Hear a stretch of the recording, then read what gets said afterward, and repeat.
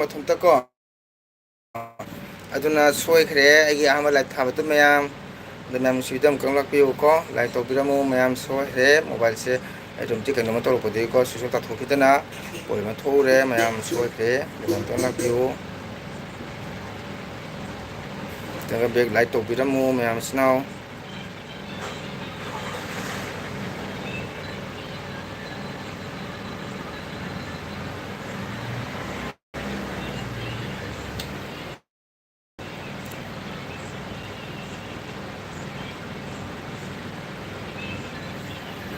ꯃꯌꯥꯝꯁꯤꯅ ꯉꯁꯤ ꯚꯣꯠ ꯍꯥꯞꯅꯕ꯭ꯔꯣ ꯑꯩꯈꯣꯏꯗꯤ ꯚꯣꯠ ꯍꯥꯞꯄꯨꯔꯦꯁꯦ ꯚꯣꯠ ꯍꯥꯞꯄꯨꯕꯒꯤ ꯁꯤꯝꯕꯣꯜꯁꯤꯒ ꯂꯩꯔꯦ ꯃꯌꯥꯝ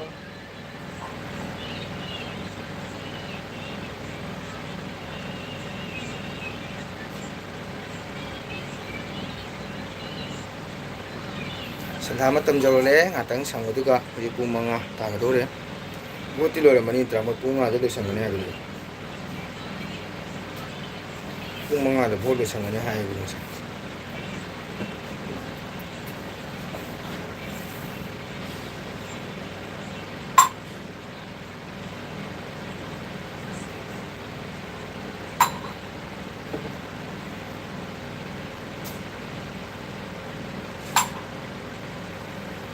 ꯃꯌꯥꯝ ꯉꯥꯏꯍꯥꯛ ꯂꯥꯛꯄꯤꯌꯨ ꯑꯩꯈꯣꯏ ꯑꯁꯤꯁ ꯅꯥꯎꯔꯦꯝ ꯆꯠꯈ꯭ꯔꯕꯣ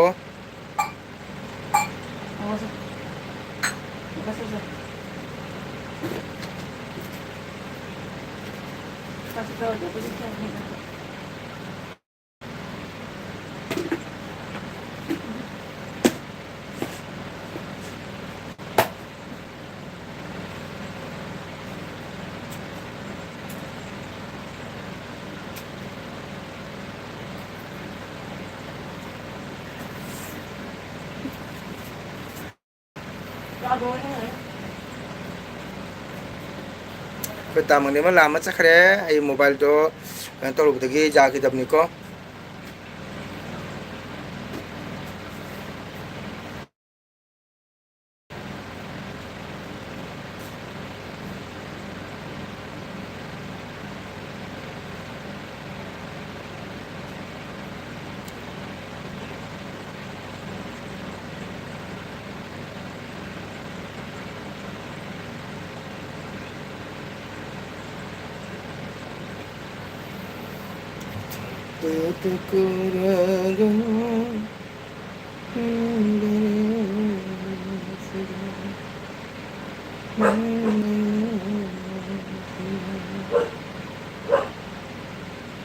ꯃꯌꯥꯝ ꯉꯁꯤ ꯀꯅꯥ ꯀꯅꯥꯅ ꯚꯣꯠ ꯍꯥꯞꯄꯝꯃꯤ ꯀꯔꯤ ꯀꯔꯤ ꯁꯤꯝꯕꯣꯜꯅ ꯚꯣꯠ ꯍꯥꯞꯄꯝꯃꯤ ꯉꯁꯤ ꯅꯨꯡꯁꯥꯁꯨ ꯁꯥꯏ ꯑꯩ ꯁꯟꯗꯥꯒꯤ ꯅꯣꯡꯁꯨ ꯂꯥꯛꯀꯗꯧꯔꯦ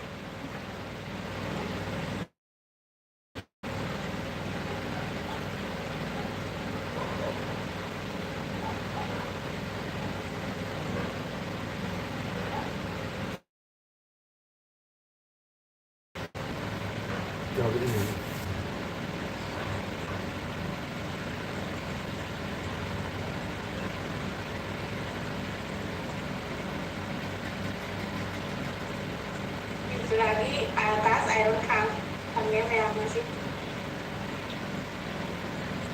beres ya.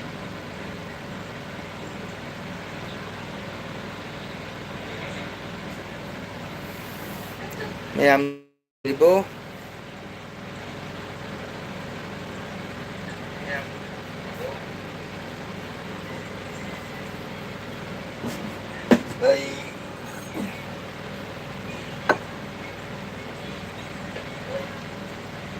Ma'am sanda 어렵겠더래 같은 말이 신었지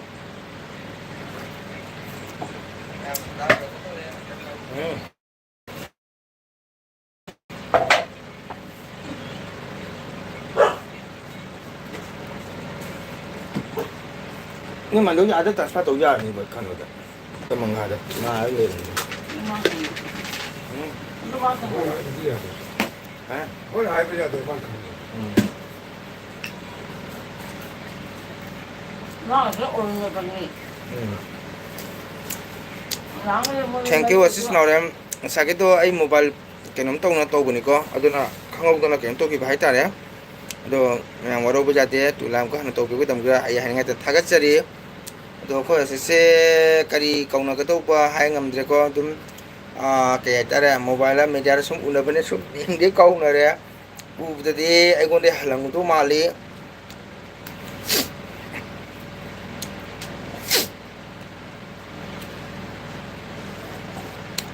ꯍꯣꯏ ꯍꯣꯏ ꯑꯩꯁꯨ ꯌꯦꯡꯉꯕꯀꯣ ꯍꯧꯖꯤꯛ ꯌꯦꯡꯕ ꯑꯗꯣ ꯑꯩꯅ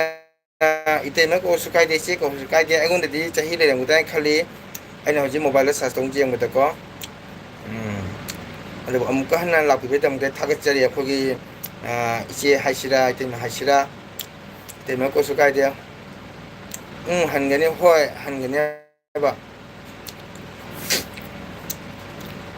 ꯆꯟꯗ꯭ꯔꯄꯨꯔꯗꯤ ꯉꯥꯏꯇ ꯆꯠꯂꯤ ꯆꯟꯗ꯭ꯔꯄꯨꯔꯒꯤ ꯍꯟꯗꯛ ꯑꯩꯈꯣꯏ ꯇꯥ ꯆꯟꯗ꯭ꯔꯕꯨꯁꯨ ꯂꯩꯈꯤꯗ꯭ꯔꯦꯅꯀꯣ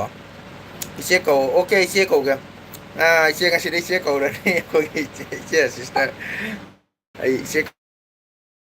ꯀꯧꯔꯅꯤ ꯆꯟꯗ꯭ꯔꯄꯨꯔꯒꯤ ꯇꯥ ꯆꯟꯗ꯭ꯔꯕꯨ ꯈꯪꯉꯤꯅꯀꯣ ꯑꯣꯖꯥ ꯕꯤꯗ꯭ꯌꯥ ꯃꯅꯥꯎꯄꯥꯗꯣ ꯃꯥꯁꯨ ꯍꯟꯗꯛ ꯆꯍꯤ ꯂꯩꯈꯤꯗ꯭ꯔꯕꯅꯤ ꯊꯥ ꯑꯃ ꯐꯥꯗ꯭ꯔꯤꯕꯣ ꯆꯟꯗ꯭ꯔꯄꯨꯔꯗ ꯍꯌꯦꯡꯗꯤꯀꯣ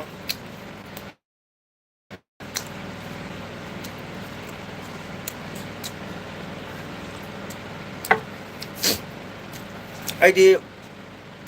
ꯌꯥꯝꯅ ꯌꯥꯎꯕꯁꯨ ꯉꯝꯗꯦ ꯚꯤꯗꯤꯑꯣꯁꯦꯀꯣ ꯍꯥꯏꯗꯤ ꯏꯁꯩ ꯆꯠꯄꯅꯤꯅ ꯁꯪꯗꯕ ꯍꯥꯏꯇꯥꯔꯦ ꯑꯁꯤꯁꯨ ꯉꯁꯤ ꯚꯣꯠ ꯂꯩꯕꯒꯤꯀꯣ ꯚꯣꯠ ꯂꯩꯕꯒꯤ ꯁꯨꯝ ꯉꯥꯏꯍꯥꯛꯇꯪ ꯇꯧꯀꯥꯟꯗ ꯅꯠꯇ꯭ꯔꯒ ꯅꯨꯡꯗꯥꯡ ꯆꯥꯛꯇꯣ ꯄꯨꯡ 10ꯗꯒ ꯁꯨꯝ ꯑꯩ ꯂꯥꯏꯚ ꯊꯥꯏ ꯂꯥꯏꯚꯇꯨꯁꯨ ꯀꯩ ꯍꯥꯏꯇꯥꯔꯦ ꯌꯥꯝꯅ ꯃꯤꯕꯨꯗꯤ ꯂꯥꯛꯇꯦꯀꯣ ꯑꯣꯀꯦ ꯑꯣ ꯁꯣꯅꯥꯏ ꯆꯥꯟꯄꯨꯔꯒꯤ ꯑꯣ ꯁꯣꯔꯤ ꯁꯣꯅꯥꯏ ꯆꯥꯟꯄꯨꯔ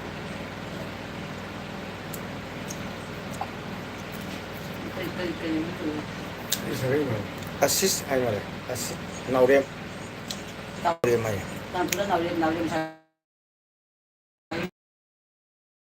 ꯆꯥꯟꯄꯨꯔ ꯅꯤꯉꯣꯜ ꯃꯥꯏ ꯌꯨꯝ ꯄꯥꯜꯂꯤꯁꯤꯅ ꯑꯇꯣꯞꯄ ꯑꯣꯏ ꯃꯥꯜꯂꯦ ꯃꯥꯏ ꯅꯨꯄꯥꯃꯒꯤ ꯁꯥꯒꯩꯅꯦꯕ ꯍꯥꯞꯄꯤꯁꯦ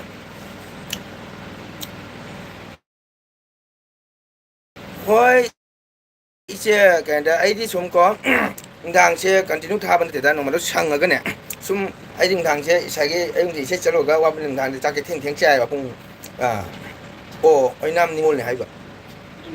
ꯑꯣꯏꯅꯥꯝ ꯑꯣꯏꯗꯤ ꯇꯥ ꯔꯥꯖꯦꯟꯗꯣ ꯑꯣꯏꯅꯥꯝ ꯅꯠꯇ꯭ꯔꯣ ꯑꯗꯨꯗꯤ ꯆꯥꯟꯄꯨꯔꯒꯤ ꯇꯥꯗ ꯔꯥꯖꯦꯟ ꯏꯁꯩ ꯁꯛꯄꯗꯣ ꯑꯣꯏꯅꯥꯝꯅꯤꯅ ꯏꯆꯦ ꯃꯤꯡꯁꯦ ꯑꯁꯤꯠ ꯍꯥꯏꯕ ꯅꯠꯇ꯭ꯔꯣ ꯑꯁꯤꯁ ꯅꯥꯎꯔꯦꯝ ꯑꯁꯤꯠ ꯅꯥꯎꯔꯦꯝ ꯍꯥꯏꯕ ꯑꯣꯏꯅꯥꯝ ꯑꯣꯏꯗꯤ ꯑꯩꯈꯣꯏ ꯇꯥꯗ ꯔꯥꯖꯦꯟꯗꯨꯒꯤ ꯀꯥꯡꯕꯨꯔ ꯍꯥꯏꯕ ꯆꯥꯟꯄꯨꯔꯒꯤ ꯑꯩꯈꯣꯏꯒꯤ ꯇꯥꯗ ꯔꯥꯖꯦꯟ ꯏꯁꯩ ꯁꯛꯄꯗꯣ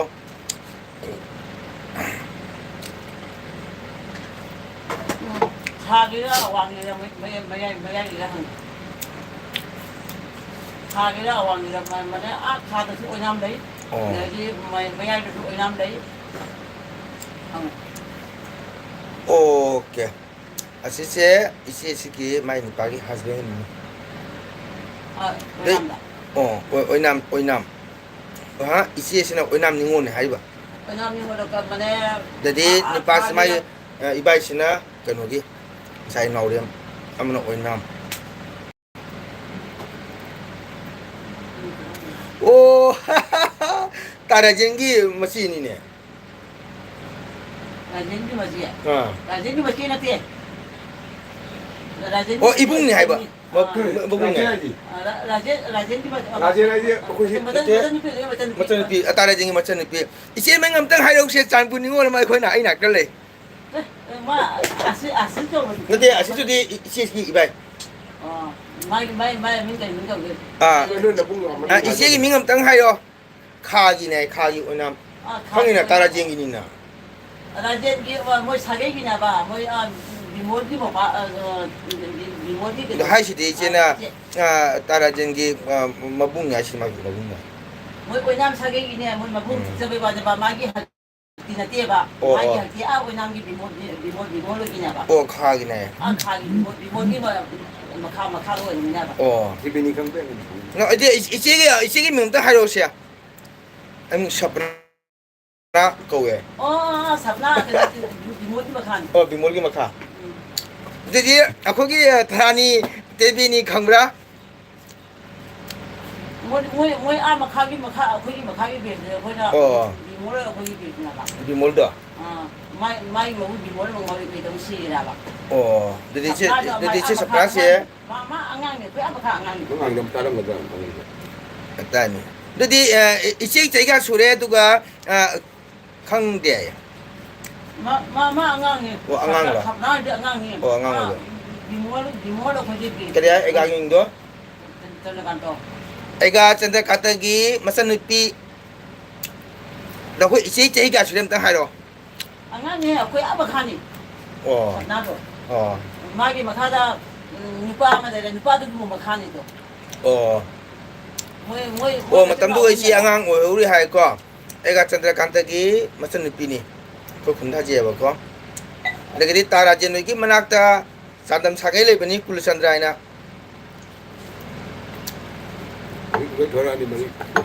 ꯏꯆꯦ ꯂꯩꯔꯤꯀꯣ ꯂꯥꯏꯟꯗ ꯏꯆꯦ ꯂꯩꯔꯗꯤ ꯋꯥꯔ ꯁꯨꯋꯥꯔ ꯑꯝꯇꯪ ꯍꯥꯏꯕꯤꯔꯝꯃꯣ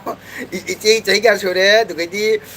ꯇꯥ ꯔꯥꯖꯦꯟ ꯍꯣꯏ ꯃꯅꯥꯛꯇ ꯆꯥꯟꯗꯝ ꯁꯥꯒꯩ ꯂꯩꯕꯅꯤ ꯀꯨꯂꯆꯟꯗ꯭ꯔ ꯀꯧꯕꯅꯤ ꯑꯗꯨ ꯈꯪꯕ꯭ꯔꯥ ꯏꯆꯦ ꯀꯨꯂꯆꯟꯗ꯭ꯔ ꯑꯗꯩꯗꯤ ꯑꯃ ꯃꯃꯤꯡꯒ ꯑꯗꯨꯝ ꯐꯅꯦꯗ ꯑꯉꯥꯡꯅꯤꯗꯣ ꯃꯇꯝꯗꯨꯗꯤ ꯄꯤꯛꯇ ꯃꯅꯞ ꯃꯔꯥ ꯊꯣꯛꯑ ꯂꯩꯍꯧꯕꯁꯤꯡꯗꯣ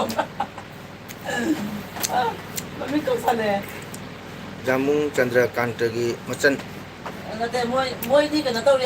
ꯃꯅꯤ ꯖꯥꯃꯨꯡ ꯑꯩꯒꯥ ꯆꯟꯗ꯭ꯔꯀꯥꯟꯇꯒꯤ ꯃꯆꯟꯅꯨꯄꯤꯅꯤ ꯍꯧꯖꯤꯛꯀꯤ ꯊꯔꯥꯅꯤ ꯇꯦꯕꯤꯅꯤ ꯍꯥꯏꯁꯦ ꯃꯥꯁꯨ ꯍꯪꯉꯛꯑꯦꯕ ꯖꯥꯃꯨꯡ ꯆꯟꯗ꯭ꯔꯀꯥꯟꯇꯒꯤ ꯃꯆꯟꯅꯨꯄꯤꯔ ꯍꯪꯉꯛꯑꯦꯕ ꯑꯩꯅ ꯃꯅꯤ ꯖꯥꯃꯨꯡ ꯆꯟꯗ꯭ꯔꯀꯥꯟꯇꯒꯤ ꯃꯆꯟꯅꯨꯄꯤꯅꯤ ꯑꯗꯩ ꯏꯆꯦ ꯅꯥꯈꯣꯠꯁꯦ ꯑꯝꯇꯪ ꯍꯥꯏꯔꯝꯃꯨꯁꯦ ꯏꯆꯦ ꯆꯍꯤ ꯀꯌꯥ ꯁꯨꯔꯦ ꯑꯗꯒꯤꯗꯤ ꯇꯥ ꯔꯥꯖꯦꯟ ꯍꯣꯏ ꯃꯅꯥꯛꯇ ꯂꯩꯕ ꯀꯨꯂꯆꯟꯗ꯭ꯔꯗ ꯈꯪꯕ꯭ꯔꯥ ꯆꯥꯟꯗꯝꯒꯤ ꯃꯣꯏ ꯃꯗꯣ ꯈꯪꯅꯔꯣꯏꯗꯕꯅ ꯑꯣ ꯈꯪꯅꯔꯣꯏꯗꯤ ꯃꯣꯏꯅ ꯑꯦ ꯍꯥꯏꯁꯤꯗꯤ ꯈꯪꯉꯦ ꯑꯗꯨꯗꯤ ꯌꯥꯏꯌꯦ ꯈꯪꯉꯦ ꯑꯗꯨꯗꯣ ꯀꯨꯂꯆꯟꯗ꯭ꯔꯗꯣ ꯑꯩꯈꯣꯏ ꯀꯀꯥꯅꯦ ꯑꯩꯈꯣꯏ ꯁꯥꯒꯩꯅꯦꯕ ꯃꯣꯏꯗꯤ ꯁꯤꯗ ꯃꯣꯏ ꯑꯩꯈꯣꯏꯒꯤ ꯄꯨꯂꯤꯁꯅꯦꯕ ꯑꯗꯨꯅ ꯃꯣꯏ ꯑꯩꯈꯣꯏꯗ ꯂꯣꯏꯅ ꯊꯕꯛ ꯇꯧꯕꯗ ꯃꯣꯏꯒꯤ ꯊꯕꯛ ꯇꯧꯕ ꯑꯩꯈꯣꯏꯗ ꯆꯠꯀꯅ ꯑꯩ ꯃꯣꯏꯗ ꯆꯥꯛꯀ ꯊꯣꯡꯕ ꯆꯠꯂꯤꯍꯦ ꯑꯗꯣ ꯑꯩꯈꯣꯏ ꯀꯀꯥꯅꯤꯀꯣ ꯏꯆꯦ ꯑꯣ ꯑꯗꯣ ꯏꯆꯦ ꯆꯍꯤ ꯀꯌꯥ ꯁꯨꯔꯦ ꯑꯝꯇꯪ ꯍꯥꯏꯔꯝꯃꯣꯁꯦ ꯑꯁ ꯇꯥ ꯔꯥꯖꯦꯟꯗꯨꯗꯤ ꯑꯩꯈꯣꯏ ꯃꯔꯛ ꯃꯔꯛꯇ ꯄꯨꯜꯂꯦ ꯇꯥ ꯔꯥꯖꯦꯟꯒ ꯏꯁꯩ ꯀꯔꯃꯗ ꯑꯩꯈꯣꯏ ꯇꯥ ꯔꯥꯖꯦꯟ ꯌꯥꯝ ꯐꯕꯅꯤꯀꯣ ꯑꯩꯈꯣꯏ ꯇꯥꯗꯗꯣ ꯃꯤꯇꯕꯨ ꯃꯤꯆꯥꯎ ꯃꯤꯍꯦꯟꯅꯤ ꯑꯩꯈꯣꯏ ꯇꯥ ꯔꯥꯖꯦꯟꯗꯣ ꯑꯩ ꯁꯨꯃꯥꯏꯅ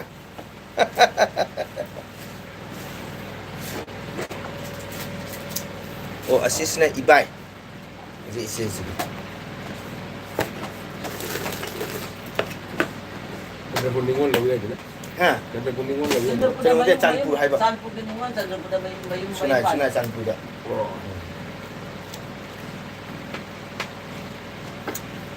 ꯑꯩꯗꯤ ꯆꯥꯟꯄꯨꯔꯗ ꯁꯣꯔꯥꯠ ꯀꯟꯕ ꯆꯠꯂꯤ ꯃꯔꯛ ꯃꯔꯛꯇ ꯏꯁꯩ ꯁꯛꯄ ꯌꯥꯝꯗꯤ ꯇꯣꯏꯗꯦ ꯌꯥꯝꯗꯤ ꯇꯣꯏꯗꯦ ꯍꯥꯏꯌꯣ ꯌꯥꯝꯗꯤ ꯇꯣꯏꯗꯦ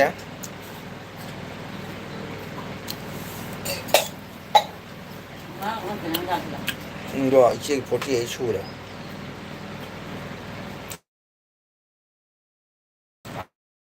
ꯍꯥꯏꯒ 48 ꯍꯥꯏꯁꯦ ꯑꯩꯉꯣꯟꯗ ꯃꯥꯅ 40 ꯌꯥꯁꯜꯂꯦ ꯉꯁꯥꯏ ꯍꯥꯏꯗꯦꯅ ꯅꯉꯣꯟꯗ ꯍꯥꯏꯈꯤꯗꯨꯗꯤ ꯁꯄꯅꯥ ꯁꯨꯅꯤ ꯇꯥ ꯔꯥꯖꯦꯟꯗꯁꯨ ꯆꯍꯤ ꯁꯨꯔꯦ ꯀꯩꯅꯣ ꯇꯥ ꯔꯥꯖꯦꯟ ꯑꯩꯈꯣꯏꯒꯤ ꯃꯊꯛꯅꯤꯅ ꯔꯥꯖꯦꯟ ꯑꯩꯈꯣꯏ ꯕꯦꯠꯁꯤꯅ ꯑꯗꯣ ꯇꯥ ꯕꯤꯖꯦ ꯂꯣꯏ ꯃꯊꯛꯅꯦꯕ ꯕꯤꯃꯣꯜ ꯔꯥꯖꯦꯟ ꯑꯩꯈꯣꯏ ꯑꯗꯣ ꯏꯆꯦ ꯑꯩꯈꯣꯏ ꯇꯥ ꯔꯥꯖꯦꯟꯗꯣ ꯃꯤꯆꯥꯎ ꯃꯤꯍꯦꯟꯅꯤꯀꯣ ꯑꯩ ꯁꯨꯃꯥꯏꯅ ꯇꯧꯕꯅꯤ ꯌꯥꯝ ꯐꯕꯅꯤ ꯑꯩ ꯏꯁꯩ ꯆꯠꯂꯒ ꯆꯪꯉꯝꯗꯦ ꯀꯥꯏ ꯁꯥꯎꯔꯤꯅꯤ ꯈꯪꯕ꯭ꯔꯥ ꯅꯣꯡꯇ ꯆꯪꯗꯦ ꯈꯣꯠꯇꯦ ꯀꯥꯏꯅ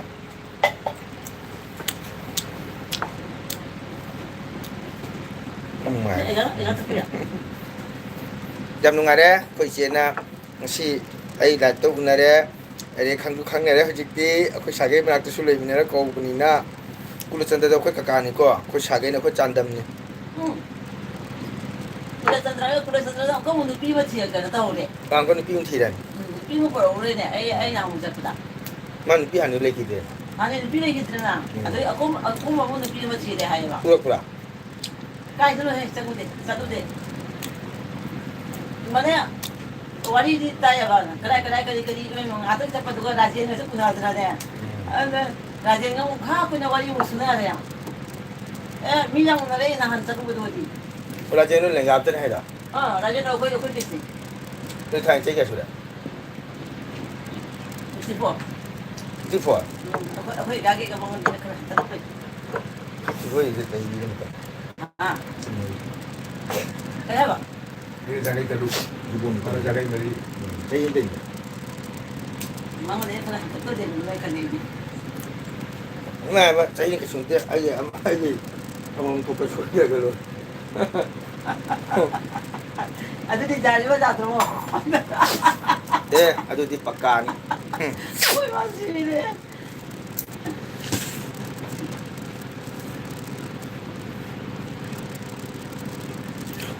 이제 하나는 등기인 게 로. 등기인 게 마부. 이제 누구 로? 이제는 너무 운이야 봐. 실실로. Kali. Nang mana di dunia bang? tuh segala siji yang mau saya. Ai mau apa aja kalau tuh kita segala sih. Udah baca? Sila kan anu kan di masa kan di. Ai dong hai di na ice sapna ina. Sapna do bimol di makha do. Bimol makha. Di makha da rajen nei de. Moi bachuna humne ba. Nipa mata. Mane ningo. Ai khang oi ma ure ai tu. Ice mu pharan khang dre ba ne ko ai na ming di hai ra ba. Ada tapi mulki makani di mahai ba tara jengi makani hai ba tharani na.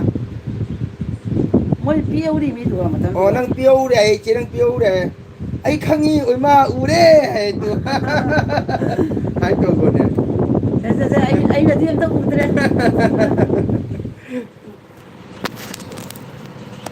Tharani na nungsi ai bo che. Che tharani nungai di bo ai. Nungai di hara mun ta. Nungai. Tadi. Che tharani nungai di bo hai. Memang nungai di. nang nungai ba nguna. Saya patang jauh na to pengen ya. Sahido nung khang da su jauh ina ko kunnaramina. Nungai ba thank you iche ngasi di kira ni iso nong do mamda gi iche ngasi phangna dana ko. Jam nungai re bo.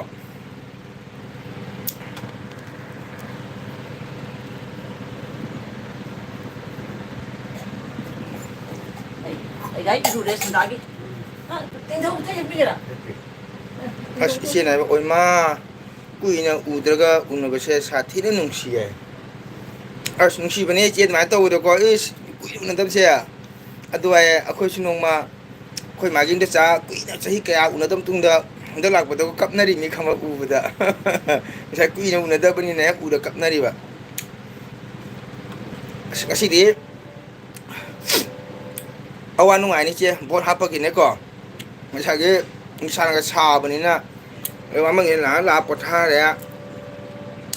luga de polling laiba polling officer sing su khangna ban to oiram ni na moi dum cha pitho re ma de breakfast mu thilu re nu sa du ga hai sing du ngasi de stum ning ga phan tum mo de ning tum de mai ga ka sal le sing ngasi je ngasi je program lai ta ba ko isai do okay thank you kui chi na nga lak pe mai dum dai hai nga de thak ke chari ko ma tung du na si che ko ngasi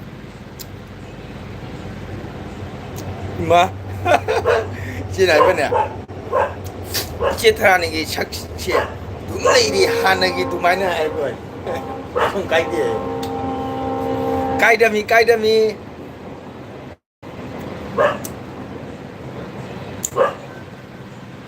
thằng bác mà nó mua cái phụ nữ chưa chị thà này cái ai gan đi chị Tharani ki aigani sila phami se Handak Tharani ki tebeni ki ne machani pa do metric first division pass to re che letter hum lo re ko Tharani ki machan pa do machan pa am tani maki chu ado handak metric first division pass to re science madogati english math subject hum lo re ko machan pa do Ega kuram jari hai Hare Krishna Hare Krishna. Mongol oi wai ega na shimla ko dale na so na to jan ngai po ngasi di che oi ba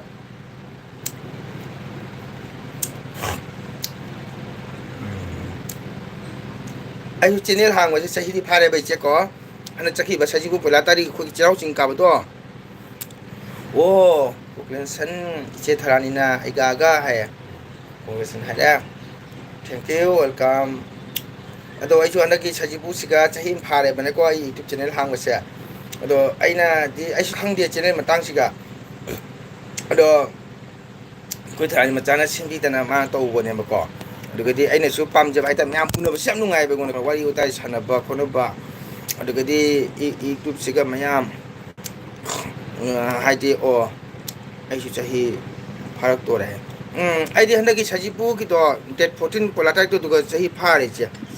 Lugadi ID agi video di kaya tara isa panya na sumna tangki tangki say gumba luhong gumba srag sumnam thaga le ya bana mal magda sum mubang amam dum jam jau te mubang lugadi sumwari utai sanaba bok thangapa dum akhoi maitei gi ko sum afaba nungai wari dum sanaba ko gadi na sangkita matangda sum matan jayan toi sangma matam da ko sai chapani matam ju sangjaba mayanggi video sum jemu jeng ya bako adugo sai ka ta matam chana ina jemu ko pasik tang kan to ba hai ta aduni je sangma matam na sum ngatang ilbi thaba du su sai ga aina su mayanggi live ta jam chatta bani na ko chapai matam ju phang da bani na sum ma ka sum to re je sai ga nungai ba hai ta ko YouTube siga dum leidra ko kai kari myam kari hai pa lâu bây giờ chúng em giàu đấy ta bây giờ chúng giàu đúng lâu sân và có chăm ba cho nên tôi sẽ số thằng ấy xin YouTube sẽ tao hôn cái này su ngầm đó bà con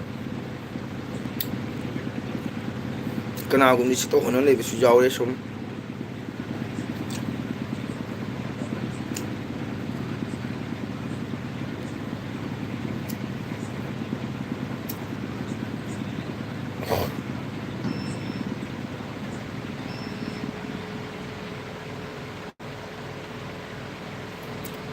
Citrani egi inang nupi rekha do khangbro rekha inang nupi machan nupi su metric all subject letter lai. Oh my god, thank you very much, welcome thagachari all subject jai o thani o I thob chakhare lai puja to bagi ha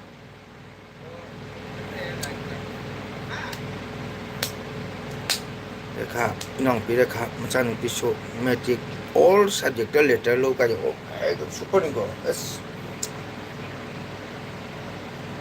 ai di pung jam pame ai di adum jienge inang pa ki video okay thank you adune ai di sai sak pani ko dum pung cholong su thangali madagadi ja nungai ba ko mai gi ko gi performance culture Meti culture ki bel jaiba ko palu hong kong gong ba sai nang ma si ai yam thanga chai ko mayam daina average to ba high tare ko ko ki meti gi ipai pun tong ram ba askumani ti mam se hagulei ba naharon hagulei ba ngang sing pham da su kan to ya 93 subscriber do yam ngai ta ba dai se gi pau se ko na ngang si mama oi bisna kum sang tu trên này chẳng ngoài tê ấy tôi là nghe xe tôi là nghe ngoài tôi có đâm ăn nung mầm chân lấy xin hồi dịch sự cỏ nhưng nung ngầm ngoài tê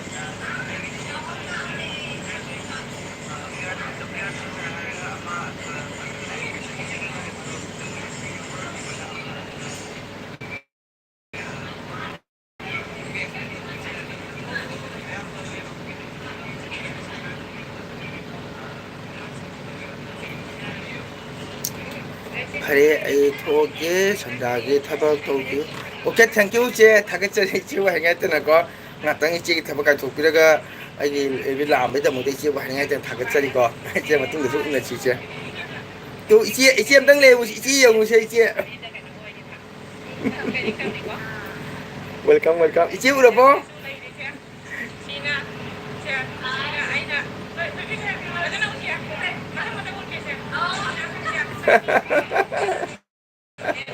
우래, 땡큐, 제.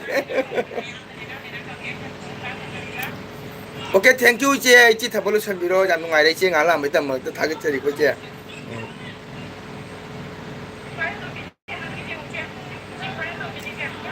Aku chỉ làm thấy video lâu ba hay được phải aku chỉ làm thấy video lâu ba hay khang nghe chỉ làm thấy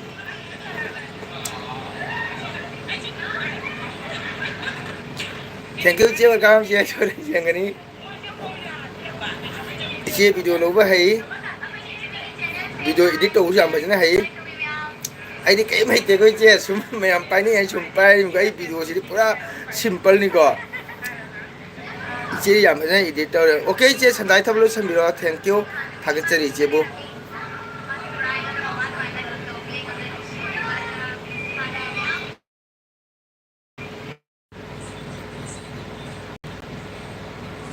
most welcome to you.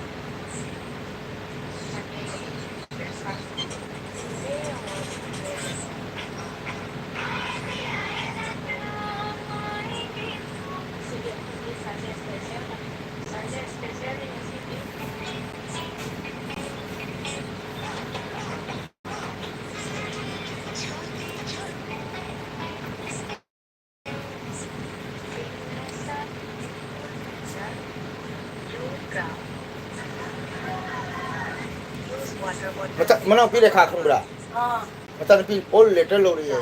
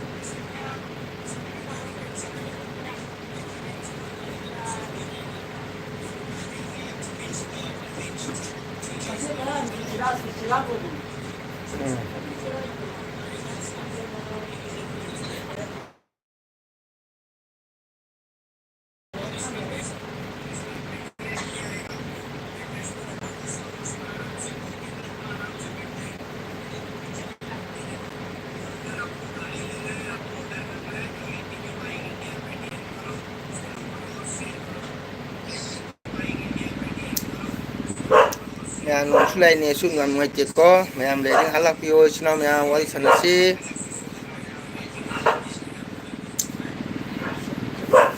Yang gimana?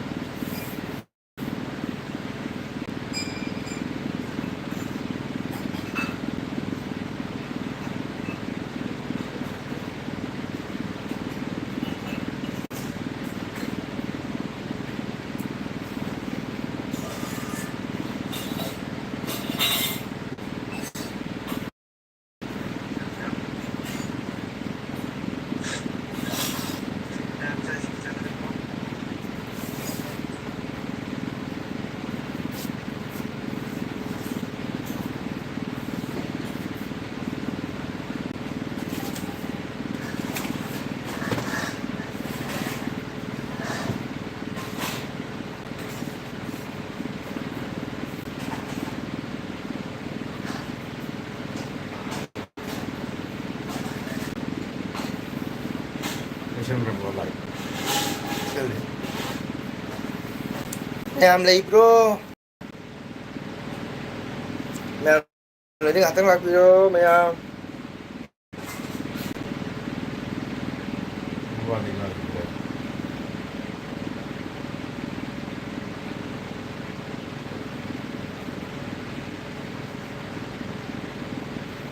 ꯑꯗꯨ ꯃꯌꯥꯝ ꯁꯟꯗꯥꯒꯤꯗꯨ ꯊꯥꯕ ꯊꯥꯡꯗꯣꯛ ꯊꯥꯡꯕꯩ ꯊꯥꯕ ꯃꯇꯝꯅꯤꯀꯣ ꯑꯩꯅ ꯂꯥꯏꯔꯤꯛ ꯊꯥꯔꯤꯁꯦ ꯑꯗꯨ ꯂꯩꯔꯝꯃꯗꯤ ꯉꯥꯏꯍꯥꯛ ꯁꯨꯝ ꯂꯥꯛꯄꯤꯌꯣ ꯏꯆꯤꯟ ꯏꯅꯥꯎ ꯃꯌꯥꯝ ꯑꯣ ꯇꯥꯃꯡꯅꯦꯝꯕ ꯅꯦꯠ ꯅꯨꯡꯉꯥꯏꯇꯦ ꯑꯗꯨꯅꯅꯦꯀꯣ ꯇꯥꯃꯡꯅꯦꯝꯕ ꯂꯥꯏꯛ ꯇꯧꯕꯤꯔꯝꯃꯣ ꯅꯦꯠ ꯅꯨꯡꯉꯥꯏꯇꯦ ꯑꯗꯨꯅꯅꯦ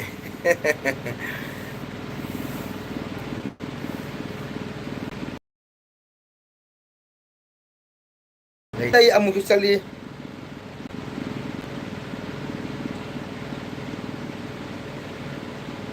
ꯇꯥꯃꯡꯅꯦꯝꯕ ꯑꯩ ꯚꯣꯠ ꯍꯥꯞꯄꯤꯀꯣ ꯉꯁꯤ ꯎꯔꯕꯁꯦ ꯚꯣꯠ ꯍꯥꯞꯄꯨꯕꯒꯤ ꯁꯤꯝꯕꯣꯜ ꯑꯩ ꯚꯣꯠ ꯍꯥꯞꯄꯨꯔꯦ ꯉꯁꯤ ꯕꯦꯡꯒꯣꯜ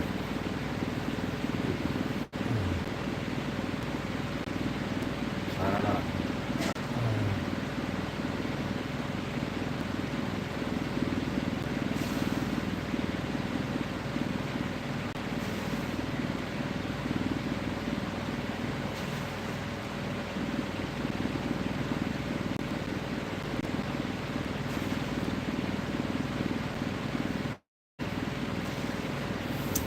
ꯑꯩꯈꯣꯏ ꯇꯥꯃꯡꯅꯦꯝꯕ ꯉꯁꯤ ꯚꯣꯠ ꯍꯥꯞꯄ꯭ꯔꯣ ꯚꯣꯠ ꯍꯥꯞꯄ ꯆꯠꯂꯨꯕ꯭ꯔꯣ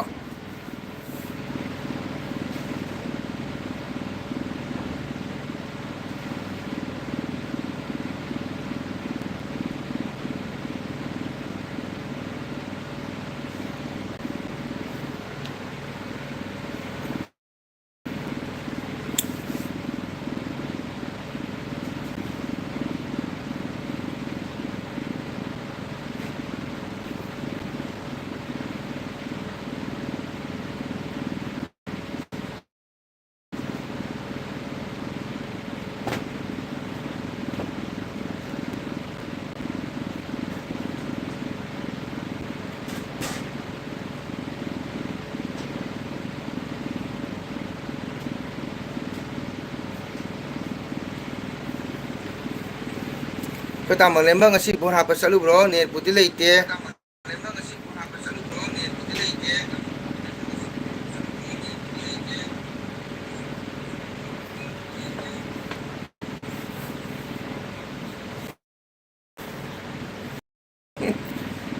ꯊꯦꯡꯀ꯭ꯌꯨ ꯆꯥ ꯀꯥ ꯑꯃ ꯄꯤꯕꯤꯕꯒꯤꯗꯃꯛꯇ ꯋꯦꯜꯀꯝ ꯊꯥꯒꯠꯆꯔꯤ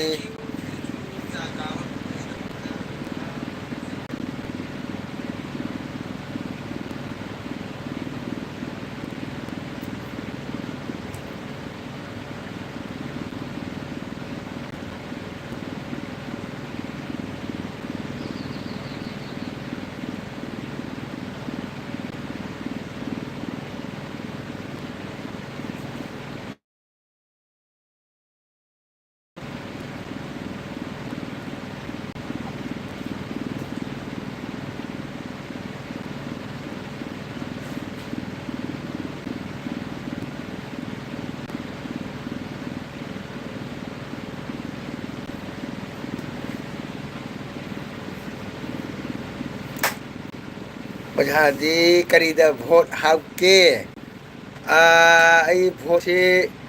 ꯑꯩ ꯚꯣꯠꯁꯤ ꯀꯔꯤ ꯍꯥꯏꯅꯤ ꯃꯌꯥꯝ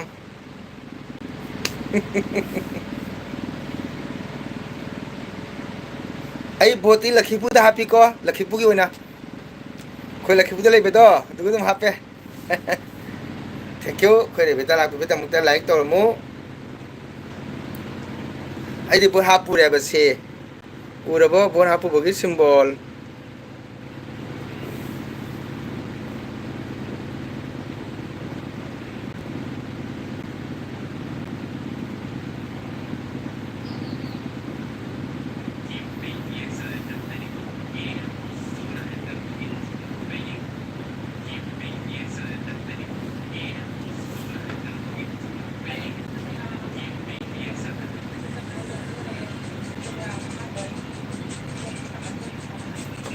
ꯐꯦꯟꯁꯤꯅꯗꯤ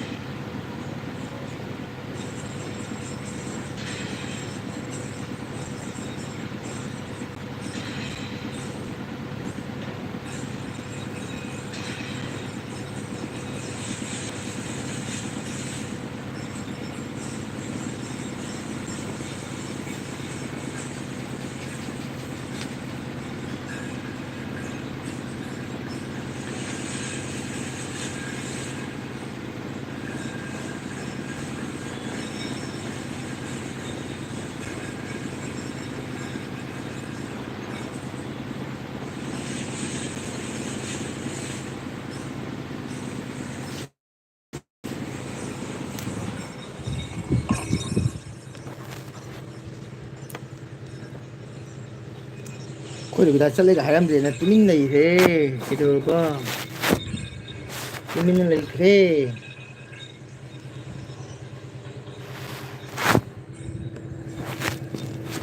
cha pirum ni su tumin nei re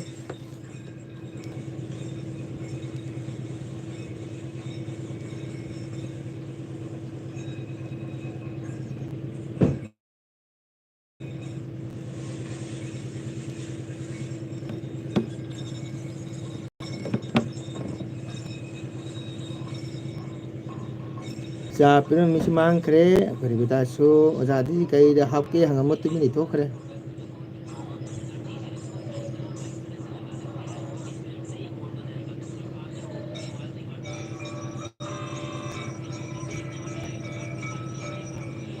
mana sini pung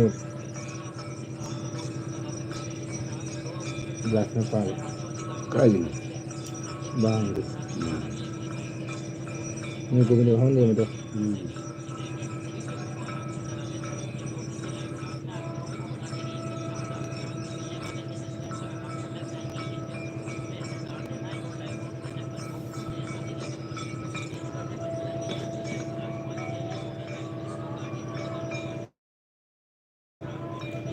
Ma'am lady bo chakra bo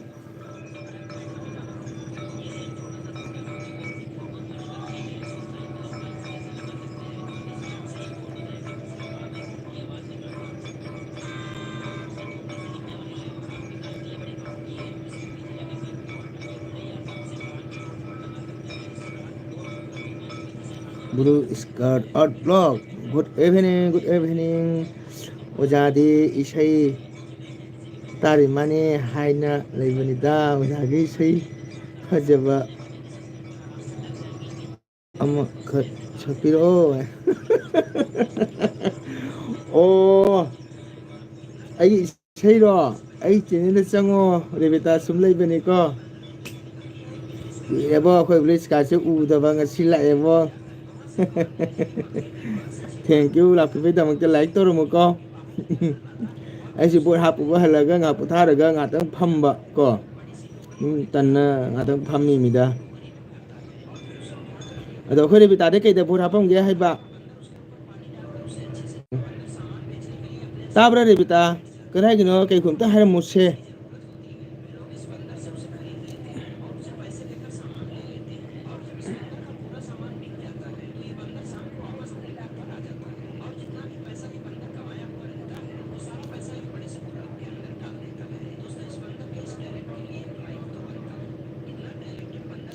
ꯀꯣꯏꯕ ꯑꯣꯖꯥꯒ ꯃꯥꯟꯅꯔꯦ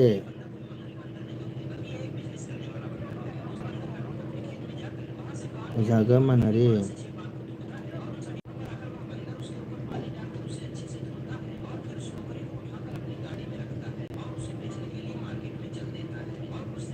ꯑꯩꯈꯣꯏ ꯔꯦꯕꯤꯇꯥ ꯚꯣꯠ ꯀꯩꯗ ꯄꯤꯔꯝꯃꯤ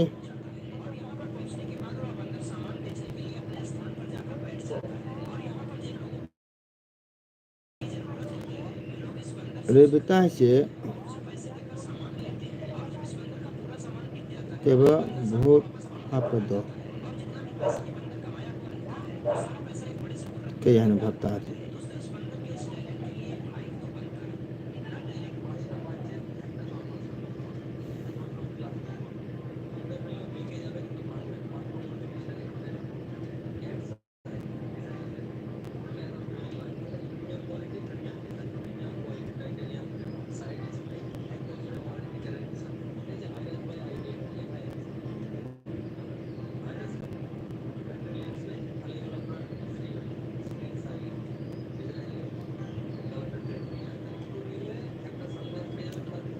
मैम लाइक तो बिरमो रेबिता लाइक तो रमो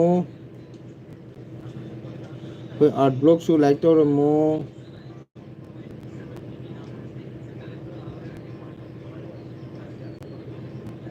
लाइक तो बदी उदे को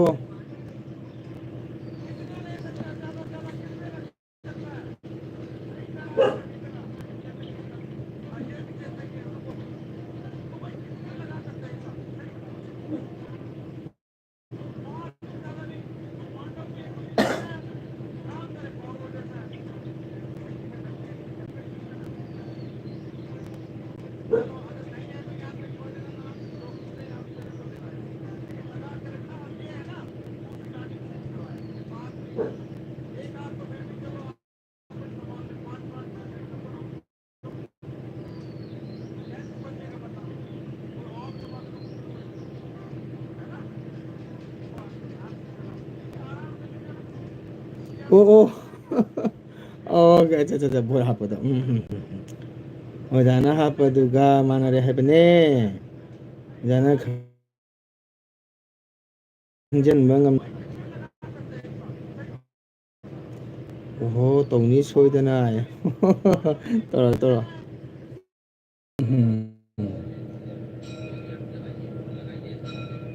मैं था दिया था नको ओ तौनी सोइदना सत्ना सत्त सलो कइनो दुबो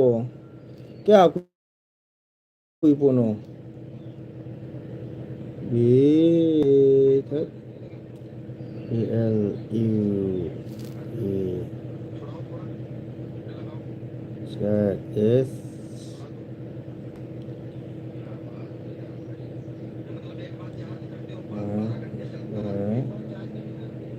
कैसे करे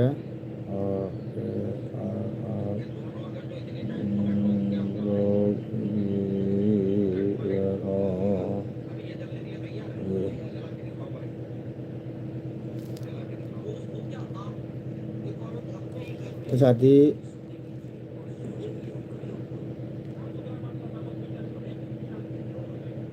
जोंनि खुन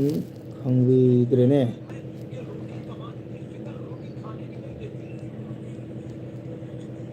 खंबजे काउखिन तो मिमतो हारोसे सावजदे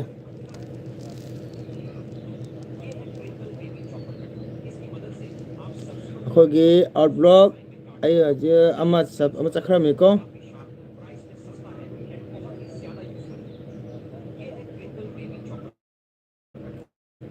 सब अमा चखरमिको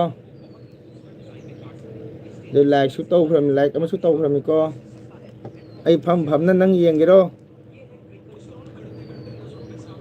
वो आर्ट ब्लॉक लेबो आई लाइफ सिदा लेबा तागदी आई अमतंग सक ओनजगे आई हजि सब अमा तौखरम याम का लाखिनिको वाव बंद्रा चारी ने काइदनो सिपो अस नंग बंद्रा सिटिपो आर्ट ब्लॉक से आर्ट ब्लॉक रे उंग सेब खंग बिबिरो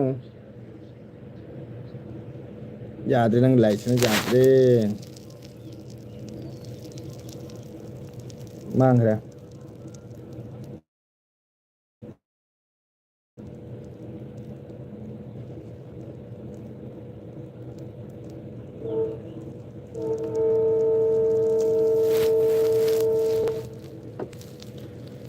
ꯉꯁꯤ ꯈꯨꯟ ꯈꯪꯕꯤꯗ꯭ꯔꯦꯅꯦ ꯗꯥꯏꯔꯦꯛ ꯍꯥꯏꯇꯥꯔꯦꯕ ꯀꯥꯎꯊꯣꯛꯈꯤ ꯇꯧꯕꯅꯤꯅꯦ ꯑꯩ ꯅꯍꯥꯟꯗꯒꯤ ꯍꯥꯏꯔꯤꯕꯅꯤ ꯀꯥꯎꯊꯣꯛ ꯇꯧꯔꯤꯕ ꯈꯪꯉꯝꯃꯁꯨ ꯃꯤꯒ ꯀꯧꯕ ꯍꯥꯏꯗꯀꯣ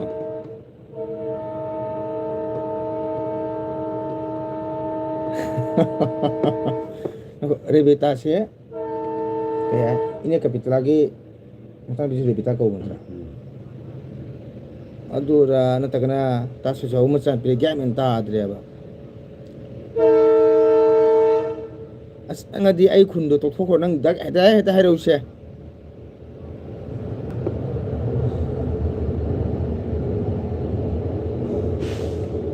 ako'y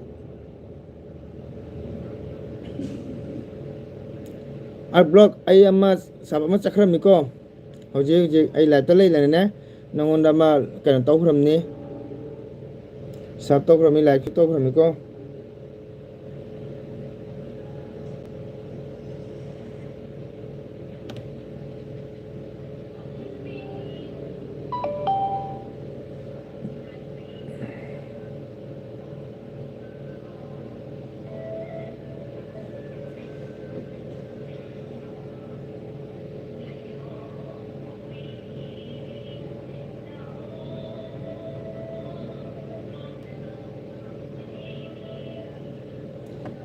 Arbor Ibra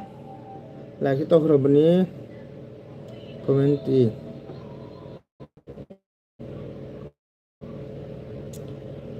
nang idi ako'y art block ki korakandi lai harau do jam fajibo 6.3 k jawre 9 month da ai gidi noi kundagi objection lakpadagi ai di logo chung dim tau hre ai di nang keno 1 day da kiana 3.2.3.0 jawra kanda ai ding tau kimi korakandi lai harau do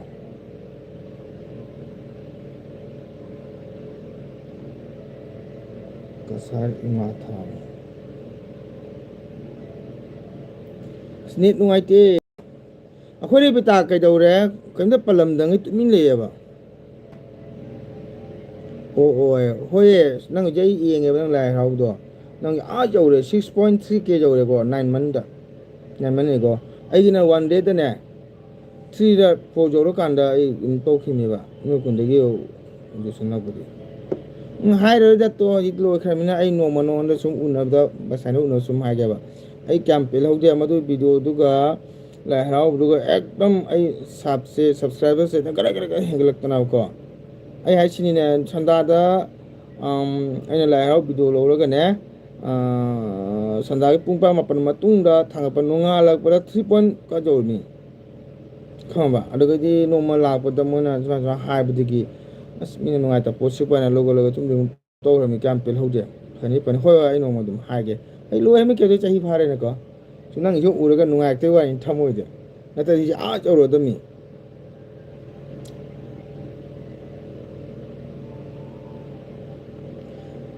ngasi boot kana da hapong ge khoi art block ai hi di tu boot hapagi symbol thammi che ako'y bita kay dawre amtang hairam drabadi adama haide nungaite ko ai khun do ojagi khunse kari khunno haibadu nang khangamane ba ing khangjabada adu ai lakpa ngamde amtang hairam ba kari khungina do ai bita se ahum khale adu ai pha ngamdre ba ako'y khungi ani ako'y khungani mane songun sumbigi ne adu ai lakpa ngamdre natagana rebeta kogi siljar jaluk par agira adu so ai labang ngamdre ba khangaba donani haise amtang hairu se kari khungta haise nungsiradi ai lakpa ngamdan tawmi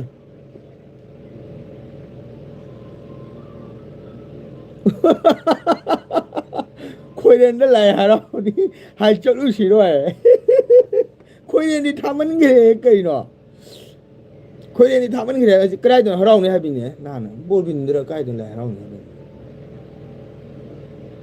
ka khoiren ai na thon is khoiren ni thaman ge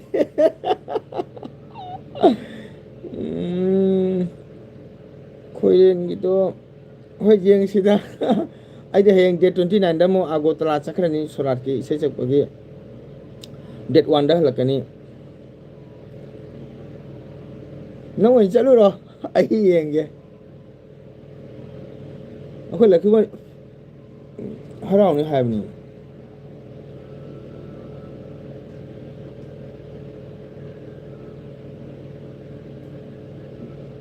lei manamse nungsibani da boy yengsi tarik kya no khorengi do khoren nambi sina jam changbusina talline nahamuka borbinder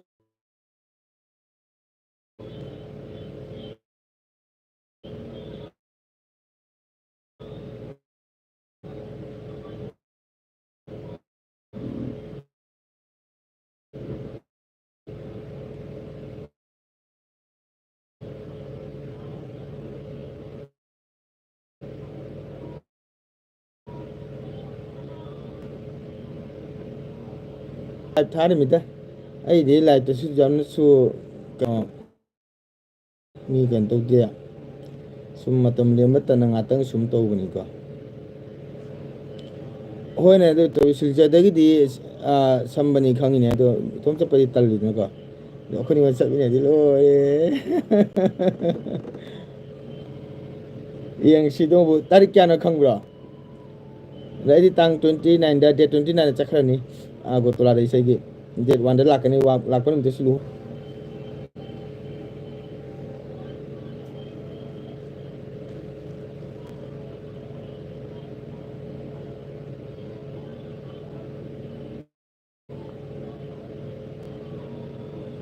amana kaya da ai timing du sumina khangda haitar ko nang chak chaba matam da thai bana pung tra dai do ai sum ai di ngang thing thing tum bani na ado ni dum la ko wali dum views to dum views sai din da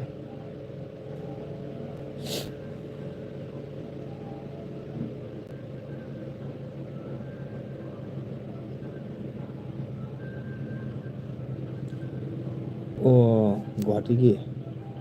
lok to jeng bi ro bro jeng dribo kya kuire warin motivation la ko u de ba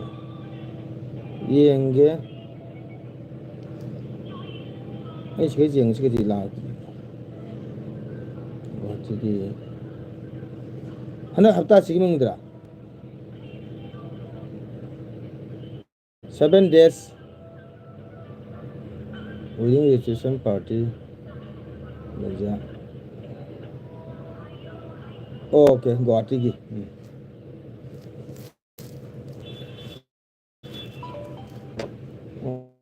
guwahati ko ngan chalu Lestra Museum Guwahati ki views khara ning tamsi jam phaje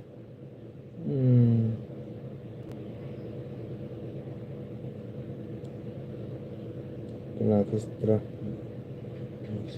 jam phaje small garden se sigale Guwahati gi do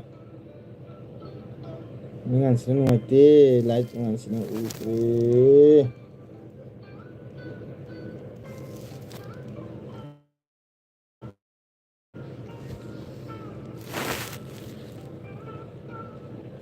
jam phaje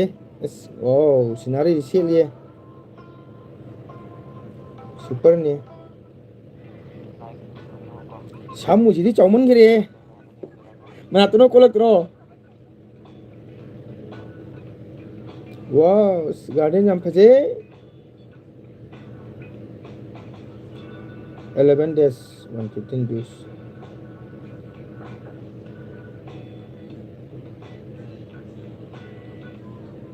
jam phaje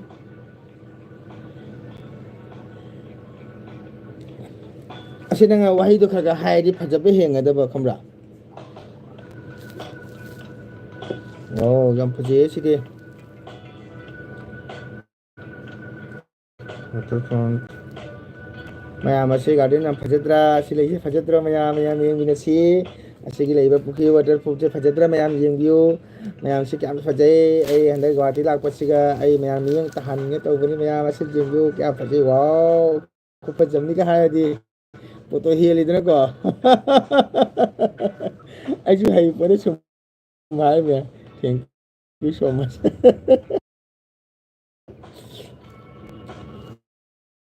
wow ko phajamni mayam jeng si mayam phajadra base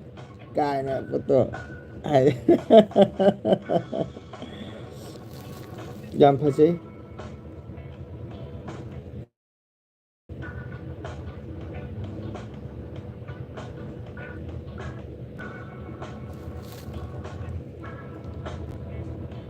ꯇꯧꯖꯔꯛꯀꯅꯤ ꯋꯥ ꯋꯥ ꯋꯥ ꯋꯥ ꯅꯥꯜꯂꯦꯍꯦ ꯖꯒꯣꯏ ꯁꯥꯕꯤꯗꯣ ꯌꯦꯡꯉꯨꯀꯣ ꯅꯈꯨꯠꯇ ꯂꯥꯝꯃꯛꯀꯅꯤ ꯒꯨꯋꯥꯍꯥꯇꯤꯅꯤ ꯍꯦꯂꯥ ꯇꯧꯖꯔꯨꯅꯨ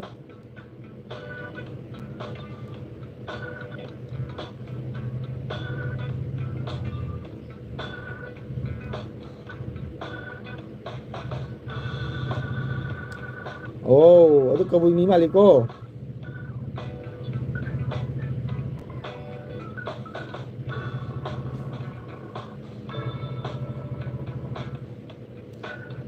ꯌꯥꯝ ꯃꯑꯣꯡ ꯇꯥꯏꯍꯦ ꯈꯨꯆꯠ ꯂꯥꯆꯠꯇ ꯑꯦꯛꯇꯤꯡꯗꯣ ꯑꯗꯣ ꯀꯩꯅꯣ ꯃꯥꯜꯂꯤꯕꯣ ꯇꯥꯡꯈꯨꯜ ꯃꯥꯜꯂꯤ ꯃꯈꯨꯠꯇ ꯄꯥꯏꯔꯨꯅꯨ ꯃꯈꯨꯠ ꯃꯁꯥ ꯃꯉꯥ ꯐꯔꯤꯗꯨ ꯎꯗ꯭ꯔꯣ ꯀꯤꯗ꯭ꯔꯣ ꯑꯩꯅ ꯍꯧꯖꯤꯛ ꯆꯪꯉꯛꯏꯁꯤꯅ ꯀꯩꯅꯣꯒꯤ ꯃ꯭ꯌꯨꯖꯤꯌꯝꯒꯤ ꯃꯅꯨꯡ ꯆꯪꯉꯦ ꯑꯁꯥꯃꯤꯁꯀꯤ ꯑꯣꯏꯕ ꯍꯥꯟꯅꯒꯤ ꯑꯔꯤꯕ ꯃꯇꯝꯒꯤ ꯃꯇꯦꯡ ꯄꯥꯏꯒꯤ ꯅꯪ ꯃꯇꯦꯡꯗꯤ ꯑꯩꯁꯨ ꯃ꯭ꯌꯨꯖꯤꯌꯝꯁꯨ ꯎ ꯐꯪꯉꯦ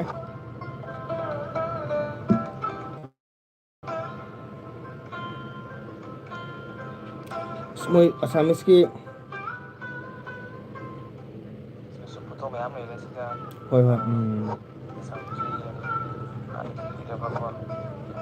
ꯑꯁꯥꯃꯤꯁꯀꯤ ꯗꯨꯂꯣꯛꯀ ꯃꯌꯥꯝ ꯂꯩ ꯌꯦꯡꯉꯨ ꯒꯤꯇꯔ ꯃꯗꯨꯒꯤ ꯃꯣꯏ ꯁꯦꯡꯒꯥꯁꯦ ꯌꯥꯝ ꯄꯥꯝꯃꯤꯀꯣ ꯑꯗꯨꯒꯤ ꯁꯦꯡꯒꯥꯁꯦ ꯃꯣꯏ ꯄꯨꯡꯒꯤꯁꯦ ꯀꯃꯥꯏꯅ ꯊꯝꯃꯤ ꯌꯦꯡꯉꯨ ꯄꯨꯔꯥ ꯀꯩꯅꯣ ꯁꯜꯂꯒ ꯊꯝꯃꯤꯁꯦ ꯃꯪꯒꯟꯒ ꯁꯨꯝ ꯄꯥꯛꯄꯅꯤ ꯄꯥꯏ ꯄꯥꯏ ꯅꯪ ꯑꯁꯥꯃꯤꯁꯀꯤ ꯃꯪꯒꯪꯗꯨꯝꯗꯒ ꯄꯥꯏ ꯊꯥꯡꯒꯠꯂꯝꯃꯗꯤꯕꯣ ꯑꯃꯨꯛ ꯐꯖꯩ ꯍꯦꯟꯒꯗꯕꯅꯤꯕꯣ ꯑꯣ ꯎꯔꯦꯗꯣ ꯃꯣꯏꯗꯤ ꯀꯌꯥꯝ ꯐꯖꯅ ꯊꯝꯃꯤ ꯌꯦꯡꯉꯨꯁꯦ ꯑꯩꯈꯣꯏ ꯃꯩꯇꯩꯒꯤꯅꯦ ꯁꯨꯄꯔ ꯄꯨꯔꯥ ꯕꯦꯔꯤ ꯅꯥꯏꯁ ꯚꯤꯗꯤꯑꯣꯅꯤꯕ ꯅꯪꯒꯤ ꯁꯨꯄꯔ ꯚꯤꯗꯤꯑꯣ ꯁꯨꯄꯔ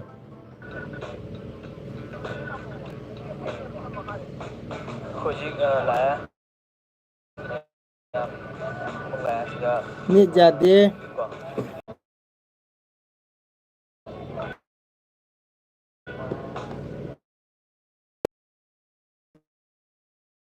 ꯇꯧꯔꯒꯦ ꯃꯊꯪ ꯅꯨꯃꯤꯠꯇ ꯑꯃꯨꯛ ꯎꯅꯁꯤ ꯃꯌꯥꯝ ꯑꯩ ꯑꯥꯔꯠ ꯅꯪꯒꯤ ꯚꯤꯗꯤꯑꯣ ꯌꯦꯡꯉ ꯁꯨꯝ ꯂꯩꯔꯦ ꯅꯨꯡꯉꯥꯏꯃꯟ ꯑꯁꯤꯁꯦ ꯃꯊꯛꯇꯒꯤ ꯌꯦꯡꯕ ꯚ꯭ꯌꯨꯅꯤꯀꯣ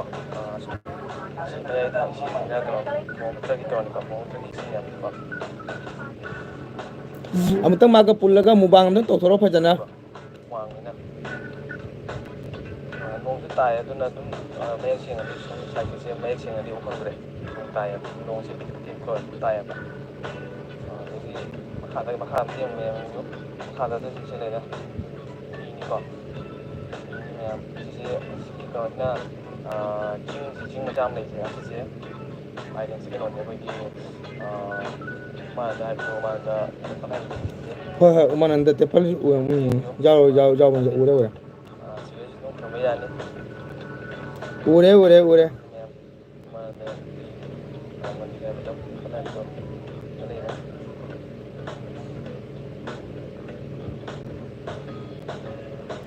ꯋꯥꯎ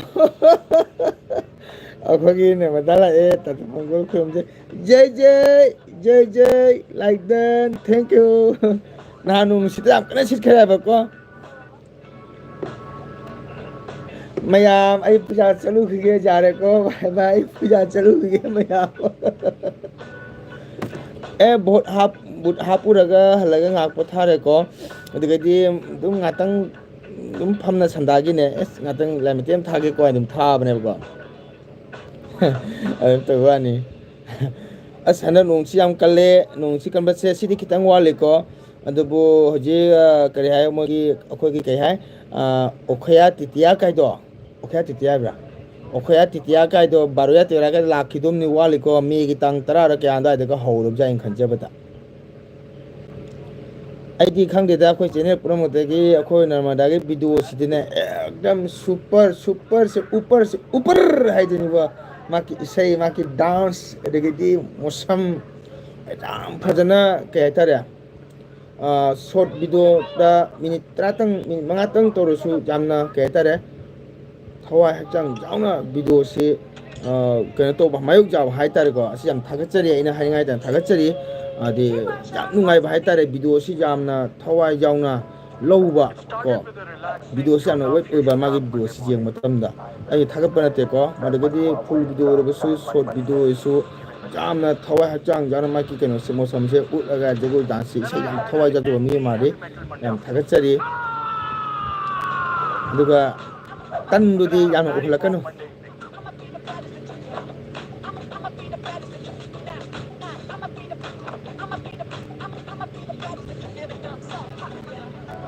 ꯑꯣ ꯑꯗꯨꯒꯤ ꯏꯁꯩ ꯐꯖꯕ ꯃꯇꯥꯡꯗꯣ ꯂꯣꯏꯅ ꯗꯤꯂꯤꯠ ꯑꯣꯏꯈ꯭ꯔꯦ ꯏꯗꯤꯇꯤꯡ ꯇꯧꯕꯗ ꯇꯨꯝꯅ ꯇꯧꯕꯗ ꯑꯗꯨꯃꯥꯏꯅꯅꯦ ꯑꯩ ꯍꯥꯏꯁꯤꯅꯦꯕ ꯑꯩꯁꯨ ꯅꯪꯅ ꯍꯥꯏꯔꯝꯃꯦ ꯍꯥꯏꯗꯣꯛꯑꯒꯦ ꯀꯂꯥꯒꯤ ꯒꯗꯨꯡꯒꯤ ꯃꯆꯥ ꯆꯥꯎꯝꯕꯒꯤꯀꯣ ꯚꯤꯗꯤꯑꯣ ꯂꯧꯔꯛꯄ ꯑꯩꯅ ꯚꯤꯗꯤꯑꯣꯁꯦ ꯏꯗꯤꯇꯤꯡ ꯇꯧ ꯂꯣꯏꯔ ꯃꯥꯜꯂꯦꯅ ꯑꯩꯅ ꯚꯤꯗꯤꯑꯣ ꯌꯥꯝꯃꯜꯂꯦ ꯑꯩꯅ ꯃꯣꯕꯥꯏꯜꯁꯦ ꯗꯤꯂꯤꯠ ꯇꯧꯕ ꯂꯥꯁꯇ ꯚꯤꯗꯤꯑꯣ ꯑꯃ ꯂꯩꯔꯝꯗꯦ ꯂꯣꯏ ꯆꯠꯈ꯭ꯔꯦ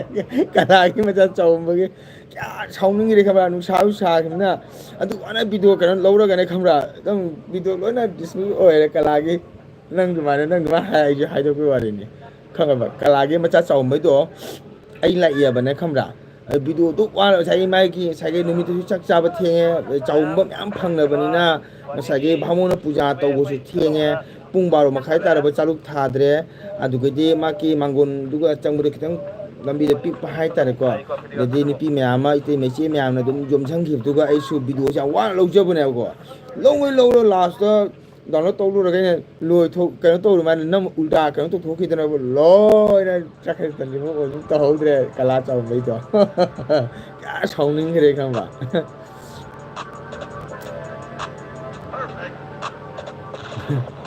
ꯑꯗꯨꯅꯤ ꯀꯩ ꯍꯥꯏꯅꯤ ꯁꯟꯗꯥꯏ ꯆꯥ ꯊꯛꯅꯔꯕꯣ ꯑꯩꯗꯤ ꯁꯟꯗꯥꯏ ꯆꯥꯒ ꯊꯛꯇ꯭ꯔꯤ ꯂꯥꯏꯁꯨ ꯈꯨꯔꯨꯝꯗ꯭ꯔꯤ ꯉꯥꯏꯍꯥꯛꯇꯪ ꯃꯥꯡꯗꯤ ꯆꯥ ꯊꯛꯈ꯭ꯔꯦ ꯑꯗꯣ ꯂꯣꯏꯁꯤꯜꯂꯅꯤꯗ ꯁꯨꯝ ꯉꯁꯥꯏꯒꯤ ꯏꯂꯦꯛꯁꯟ ꯄꯣꯂꯤꯡ ꯁꯦꯟꯇꯔꯗꯁꯨ ꯂꯥꯛꯏꯕ ꯄꯣꯂꯤꯡ ꯑꯣꯐꯤꯁꯥꯔ ꯃꯌꯥꯝꯗꯣ ꯈꯪꯅꯕ ꯑꯣꯏꯔꯝꯗꯅꯀꯣ ꯃꯣꯏꯒ ꯑꯃꯨꯛ ꯉꯥꯏꯍꯥꯛ ꯀꯩꯅꯣ ꯇꯧꯊꯣꯛꯎꯔꯦ ꯑꯗꯩꯗꯤ ꯃꯣꯏ ꯆꯥ ꯂꯥꯡ ꯈꯔ ꯄꯤꯎꯔꯦ ꯑꯗꯨꯗꯤ ꯇꯥꯗꯣ ꯏꯆꯦꯝꯍꯟꯅ ꯀꯔꯤꯅꯣ ꯇꯧꯔꯤꯁꯦ ꯃꯪꯒꯣꯜꯒꯤ ꯚꯤꯗꯤꯑꯣꯗꯨ ꯐꯖꯅ ꯂꯧꯔꯒ ꯂꯣꯏꯅ ꯗꯤꯂꯤꯠ ꯑꯣꯏꯔꯦ ꯍꯣꯏ ꯑꯁ ꯅꯨꯡꯉꯥꯏꯈꯤꯗꯖꯥꯠꯅꯤ ꯏꯇꯩꯃ ꯑꯍꯟ ꯍꯥꯏꯇꯥꯔꯦ ꯑꯗꯣ ꯑꯩ ꯀꯌꯥꯗꯤ ꯅꯨꯡꯉꯥꯏꯇ꯭ꯔꯦ ꯈꯪꯉꯕꯅꯦ ꯍꯧꯖꯤꯛꯀꯤ ꯑꯩꯈꯣꯏꯅ ꯃꯗꯥ ꯑꯗꯨꯃꯥꯏꯅ ꯃꯥ ꯇꯨꯝꯅ ꯀꯩꯅꯣ ꯇꯧꯕꯗꯏꯗꯤꯇꯤꯡ ꯇꯧꯕꯗ ꯁꯣꯏꯈꯤꯗꯣ ꯑꯗꯨꯃꯥꯏꯅ ꯑꯩꯅ ꯚꯤꯗꯤꯑꯣꯁꯦ ꯗꯥꯎꯟꯂꯣꯗ ꯇꯧꯗꯅ ꯁꯨꯝ ꯂꯩꯕ ꯁꯨꯝ ꯗꯥꯎꯟꯂꯣꯗ ꯇꯧꯏꯗꯤꯇꯤꯡ ꯇꯧꯕꯁꯤꯒꯅꯦ ꯀꯗꯥꯏꯗꯒꯤ ꯎꯜꯇꯥꯅ ꯑꯃꯨꯛ ꯔꯤꯃꯨꯚ ꯇꯧꯊꯣꯛꯈꯤꯗꯅ ꯀꯂꯥꯒꯤ ꯆꯥꯎꯝꯕꯩꯗꯣ ꯂꯣꯏꯅ ꯃꯥꯡꯈ꯭ꯔꯦ ꯑꯗꯨꯝ ꯊꯥꯡꯒꯠꯍꯧꯗ꯭ꯔꯦꯗꯅ ꯀꯂꯥꯒꯤꯗꯣ ꯏꯇꯩꯃ ꯑꯗꯨꯅꯤ ꯍꯣꯏ ꯏꯆꯦꯝꯃꯅ ꯀꯔꯤꯅꯣ ꯇꯧꯔꯤꯁꯦ ꯃꯪꯒꯣꯜꯒꯤ ꯚꯤꯗꯤꯑꯣ ꯑꯗꯨ ꯐꯖꯅ ꯂꯧꯔꯒ ꯂꯣꯏꯅ ꯗꯤꯂꯤꯠ ꯑꯣꯏꯔꯝꯅꯤ ꯏꯁꯩ ꯂꯣꯏꯔꯒ ꯆꯪꯉꯛꯀꯅꯤ ꯎꯅꯅꯤ ꯑꯃꯨꯛꯇꯪꯗꯤ ꯑꯩꯈꯣꯏ ꯋꯥꯔꯤ ꯁꯥꯟꯅꯁꯤ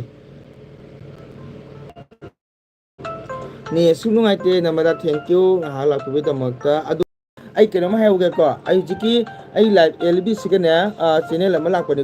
ꯕ꯭ꯂꯨ ꯁ꯭ꯀꯥꯏꯠ ꯑꯥꯔꯠ ꯕ꯭ꯂꯣꯛ ꯍꯥꯏꯅꯅꯦꯀꯣ ꯀꯩꯒꯨꯝꯕ ꯅꯪꯒ ꯀꯅꯦꯛ ꯂꯩꯔꯝꯗꯗꯤ ꯀꯅꯦꯛ ꯇꯧꯕꯤꯌꯨ ꯌꯥꯝ ꯐꯕꯅꯤ ꯃꯥꯁꯨ ꯁꯣꯏꯗꯅ ꯑꯦꯄ꯭ꯂꯥꯏ ꯍꯜꯂꯛꯀꯅꯤꯀꯣ ꯑꯗꯨꯝ ꯑꯩꯈꯣꯏ ꯃꯅꯥꯛꯀꯤꯅꯤ ꯌꯥꯝ ꯐꯕꯅꯤꯀꯣ ꯀꯩꯅꯣꯅꯤ ꯃꯃꯤꯡꯗꯣ ꯕ꯭ꯂꯨ ꯁ꯭ꯀꯥꯏꯠ ꯑꯥꯔꯠ ꯕ꯭ꯂꯣꯛ ꯍꯥꯏꯅꯅꯦ ꯌꯥꯎꯕꯅꯦ ꯑꯩ ꯀꯣꯃꯦꯟ ꯃꯈꯥꯒꯤꯁꯤꯒꯅꯦ ꯅꯝꯕꯔ ꯅꯪꯒꯤ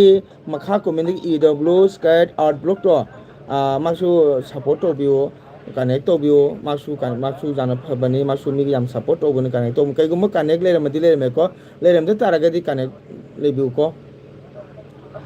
ꯑꯩꯈꯣꯏꯒꯤ ꯑꯥꯔꯠ ꯕ꯭ꯂꯣꯛ ꯑꯩ ꯍꯥꯏ ꯇꯥꯡꯕꯅꯤꯀꯣ ꯇꯥꯡꯒꯣꯟ ꯍꯥꯏꯁꯦ ꯍꯧꯖꯤꯛꯀꯤ ꯃꯊꯛ ꯅꯪꯒꯤ ꯀꯣꯃꯦꯟꯁꯤ ꯃꯊꯛꯇ ꯏꯗꯣ ꯅꯔꯃꯗꯥ ꯁꯤꯡꯉꯥꯏꯅ ꯂꯩꯗꯣ ꯑꯗꯨꯒꯤ ꯏꯆꯟꯗ ꯅꯪꯁꯨ support ꯇꯧꯀꯣ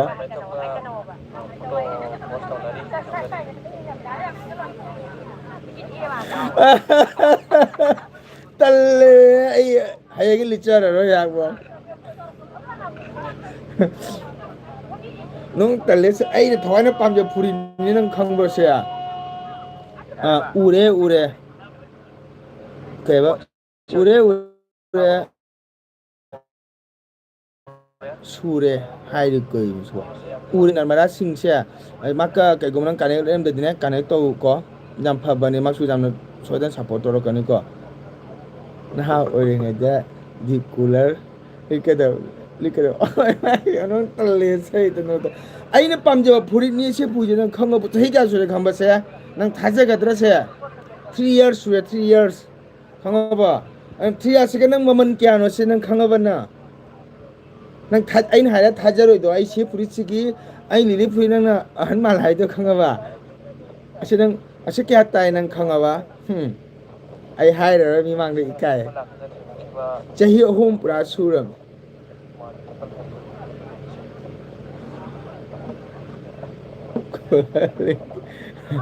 li ka do ka mathang de asili chara roi ha ai mobile video da ai yang pam jo puri il pajam ngai se puri che khanga ba ne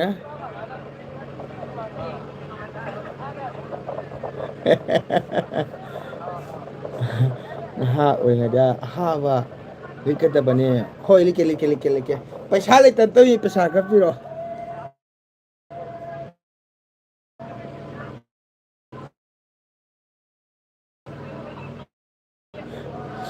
paisa le tan to bane asisina kyam li panu ngai ado outblock nang lady ko leta tine namada singa tu connect to ro jam phabani ko mi jam support to bani ado nang lem di lem tra ga di connect to ko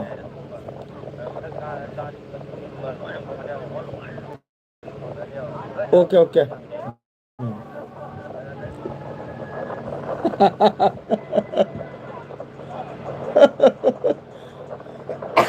oi ma paisa le tia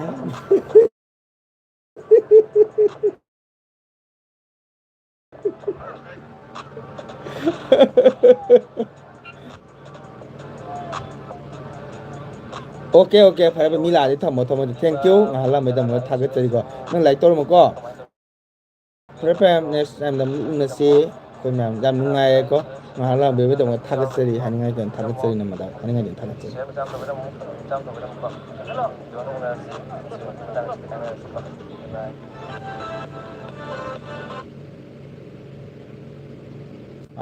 Bro, okay bye. Ko na madaba ohe ako rebitasu aina haiba wahangam ta pakhum piram dana sum loi san khare ko masu tam dre mafam do kari pen da bolai bano ma de haram me ado aidi khanga ga su lakpa ngam dre revitamin si jamni na ko ado khanga mata ga su kau ko pa hai tare masu haram da sum tham gre okay lakpiram mi da mokta mayambu haninga leita thakachari welcome mathang numita mu na ayakta di snaw mayam amuk unasi mayam mu laminasi ako snaw lo aman amagi lo na mating support tong nasi ko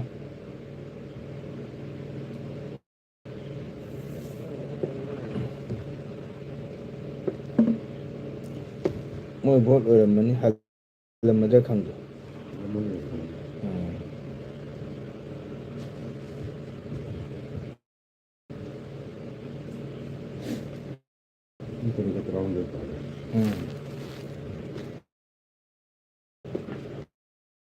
la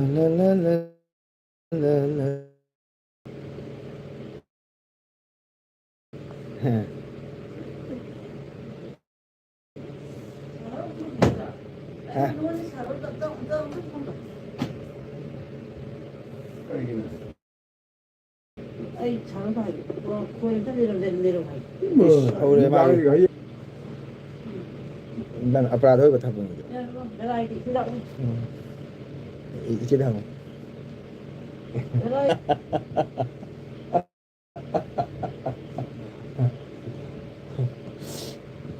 mai te blog ai sap ta ka to ye sa ka pu second ko lai ko mi em ka lai yo te nang sam hak ai nam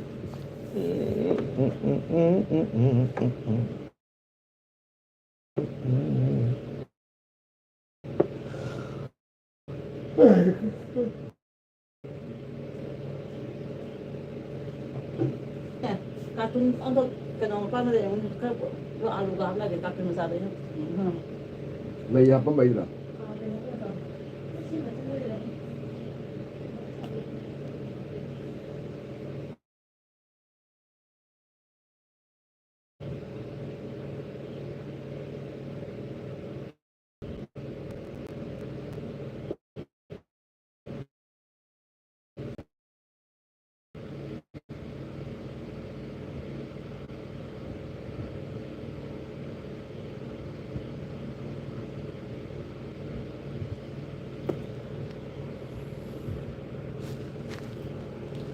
ꯃꯥꯒꯤ ꯑꯦꯜꯕꯤ ꯑꯩꯒꯤ ꯑꯍꯥꯟꯕ ꯑꯣꯏꯔꯝꯂꯦ thank you ꯏꯆꯦ ꯑꯗꯣ R block ꯂꯩꯔꯤꯕ꯭ꯔꯣ ꯅꯔꯃꯗꯥ ꯁꯤꯡꯍꯒꯤ ꯆꯦꯅꯦꯜꯁꯦ ꯀꯔꯝꯕ ꯆꯦꯅꯦꯜꯅꯣ ꯉꯁꯥꯏꯒꯤ ꯑꯩ ꯍꯥꯏꯗꯤ ꯅꯔꯃꯗꯥ ꯁꯤꯡꯍ ꯍꯥꯏꯗꯣ ꯑꯗꯣ ꯃꯥꯏ ꯆꯦꯅꯦꯜꯗꯨꯒ ꯑꯗꯨꯝ ꯁꯥꯔꯆ ꯇꯧꯔꯣ ꯑꯗꯨꯒꯗꯤ ꯍꯧꯖꯤꯛ ꯂꯥꯛꯏꯕ ꯕꯦꯝꯆꯥ ꯃꯩꯇꯩ ꯏꯆꯦꯀꯣ ꯑꯁꯤꯒꯁꯨ ꯅꯪ ꯀꯅꯦꯛ ꯂꯩꯔꯕꯗꯤ ꯁꯨꯝ ꯀꯩꯅꯣ ꯇꯧꯀꯣ ꯅꯪ ꯂꯩꯔꯝꯃꯗꯤ ꯂꯩꯔꯝꯗꯗꯤ ꯅꯔꯃꯗꯥ ꯁꯤꯡꯍꯒꯤ ꯆꯦꯅꯦꯜꯁꯦ ꯀꯔꯝꯕ ꯆꯦꯅꯦꯜꯅꯣ ꯍꯥꯏꯕꯗꯤ ꯃꯥꯒꯤ ꯁꯨꯝ ꯂꯩꯔꯤꯕ ꯃꯥꯒꯤ ꯅꯔꯃꯗꯥ ꯁꯤꯡꯍꯗꯣ ꯑꯗꯨꯃꯥꯏꯅ ꯑꯗꯨꯝ ꯂꯩꯕꯅꯤ ꯃꯥꯒꯤ ꯆꯦꯅꯦꯜꯗꯣ ꯕ꯭ꯂꯣꯛꯇꯣ ꯑꯗꯣ ꯕ꯭ꯂꯨ ꯁ꯭ꯀꯥꯏꯠ ꯍꯦꯜꯂꯣ ꯍꯥꯏꯗꯣ ꯏꯆꯦ ꯕꯦꯝꯆꯥ ꯒꯧꯍꯥꯇꯤꯒꯤꯅꯤ ꯑꯥꯔ ꯕ꯭ꯂꯣꯛ ꯑꯗꯣ ꯏꯆꯦꯒꯁꯨ ꯀꯅꯦꯛ ꯇꯧꯎ ꯏꯆꯦ ꯅꯪ ꯁꯣꯏꯗꯅꯅꯦ ꯑꯥꯔ ꯕ꯭ꯂꯣꯛ ꯅꯪ ꯍꯧꯖꯤꯛ ꯏꯆꯦ ꯕꯦꯝꯆꯥ ꯃꯩꯇꯩꯁꯤ ꯆꯪꯉꯒ ꯅꯪ ꯁꯕ ꯇꯧꯔꯣ ꯀꯣꯃꯦꯟ ꯑꯃ ꯄꯤꯈꯣ ꯁꯣꯏꯗꯅ ꯑꯩꯈꯣꯏ ꯏꯆꯦ ꯍꯜꯂꯛꯀꯅꯤ ꯑꯩꯈꯣꯏ ꯏꯆꯦ ꯌꯥꯝꯅ ꯁꯞꯄꯣꯔꯠ ꯇꯧꯕꯅꯤꯀꯣ ꯃꯌꯥꯝ ꯀꯣ ꯑꯗꯣ ꯏꯆꯦ ꯊꯥꯒꯠꯆꯔꯤ ꯑꯩꯈꯣꯏꯒꯤ ꯑꯥꯔ ꯕ꯭ꯂꯣꯛ ꯁꯣꯏꯗꯅ ꯍꯜꯂꯛꯀꯅꯤ ꯏꯆꯦꯗꯁꯨꯀꯣ ꯑꯩ ꯍꯟꯗꯛ ꯏꯆꯦ ꯍꯟꯗꯛꯅꯦ ꯑꯩ ꯏꯁꯩ ꯆꯠꯄꯒ ꯑꯃ ꯇꯧꯕꯒ ꯌꯥꯝ ꯁꯪꯒꯦ ꯚꯤꯗꯤꯑꯣ ꯌꯦꯡꯕꯁꯦ ꯑꯩ ꯍꯟꯗꯛ ꯚꯤꯗꯤꯑꯣꯁꯨ ꯌꯥꯝ ꯇꯣꯏꯗꯦꯕꯀꯣ ꯑꯗꯩ ꯉꯔꯥꯡ ꯉꯁꯤ ꯅꯣꯡꯉꯥꯜꯂꯝꯗꯥꯏ ꯚꯤꯗꯤꯑꯣ ꯑꯃ ꯗꯥꯎꯟꯂꯣꯗ ꯇꯧꯕꯅꯦ ꯇꯟꯁꯜꯂꯦꯗ ꯏꯆꯦ ꯑꯩ ꯆꯦꯅꯦꯜꯁꯤꯒ ꯑꯩ ꯄꯣꯊꯥꯅꯤꯡꯉꯝꯃꯤ ꯀꯩ ꯍꯥꯏꯅꯤ ꯑꯩꯅ ꯁꯨꯝ ꯄꯥꯝꯖꯕꯒꯤ ꯁꯨꯝ ꯂꯩꯕ ꯍꯥꯏꯇꯥꯔꯦꯀꯣ ꯑꯗꯩ ꯑꯩꯅꯁꯨ ꯀꯩ ꯍꯥꯏꯇꯥꯔꯦ ꯃꯇꯝ ꯆꯥꯅ ꯃꯌꯥꯝꯒꯤ ꯚꯤꯗꯤꯑꯣ ꯃꯥꯌꯣꯛ ꯌꯥꯕ ꯉꯝꯗꯕꯅꯤꯅ ꯑꯩꯅꯁꯨ ꯚꯤꯗꯤꯑꯣꯁꯦ ꯈꯤꯇꯪ ꯀꯩꯅꯣ ꯇꯧꯕ ꯍꯥꯏꯇꯥꯔꯦ